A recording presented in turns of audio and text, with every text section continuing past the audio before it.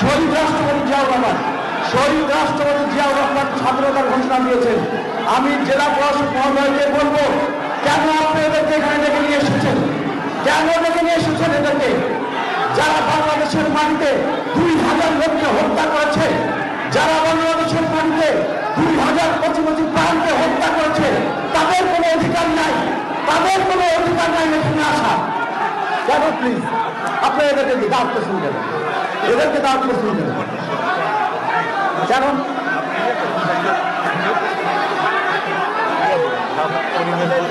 কিসের পরিবেশ? কিসের পরিবেশ? হ্যাঁ, মুক্তিযোদ্ধাদের অনুষ্ঠান। সত্য কথা বলতেছি, এখানে এত কথা বলছে এখানে না, আমরা বলতেছি সত্য কথাই বলতেছি। আমরা বলতে পারি না, আমরা বলতেছি আপনি অফ করেন, আপনি অফ করেন।